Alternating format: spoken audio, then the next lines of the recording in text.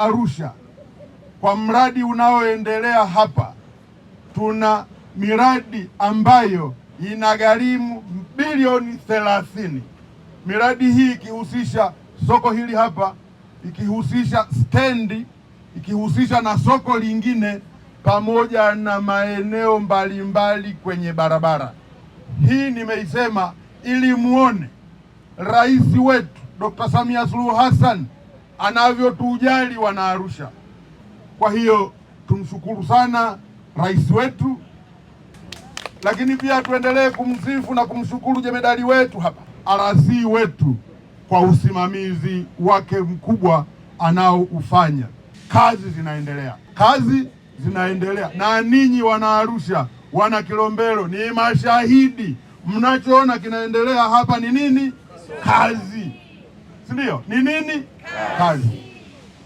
Niombe kutoa maelekezo kwa viongozi wa jiji, soko hili litakapofunguliwa, tuhakikishe kwamba wale wafanyabiashara waliokuwa hapa mwanzo ndio wanapewa vizimba kwa mara ya kwanza. Na hili nitalifuatilia. Kama kuna afisa biashara atakwenda kinyume na hili, ile kazi yake nitaiweka mfukoni.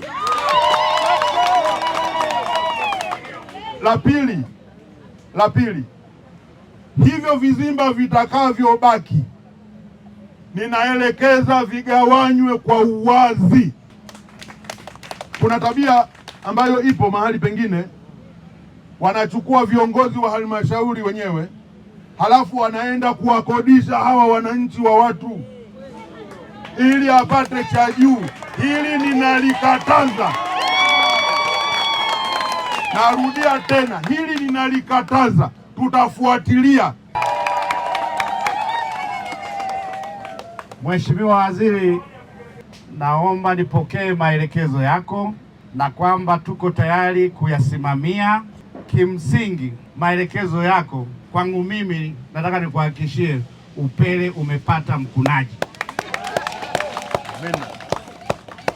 Wananchi hawa wana matumaini makubwa kama ulivyosema wakati unafika, na sisi tulioko hapa lazima tuthibitishe kwamba matumaini wananchi walionayo wanayapata kwa muda uliopangwa, kwamba mradi huu ukamilike. Hatutosita kuja wakati wowote kuangalia mradi huu unakamilika.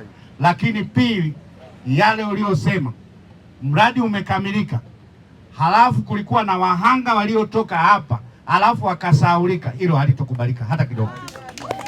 Tutahakikisha tunaishi katika maagizo yako kwamba waliokuwepo wapewe kipaumbele, na kwa sababu soko litaongeza idadi ya watu kuliko waliokuwepo mwanzo, umesema vile vinavyobaki kwa wengine wapya napo pawepo na uwazi katika ugawaji wa sehemu za watu kufanya biashara. Hilo nalo tutasimamia. Mimi nijitoe, sihitaji kibanda cha kwangu mwenyewe wala ndugu yangu yoyote. Kwa hiyo nitakuwa msafi kuhakikisha nakuwa na mikono misafi wakati nasimamia maelekezo yako kwamba kuwepo na uwazi na vibanda hivi wapatiwe wananchi kwa haki.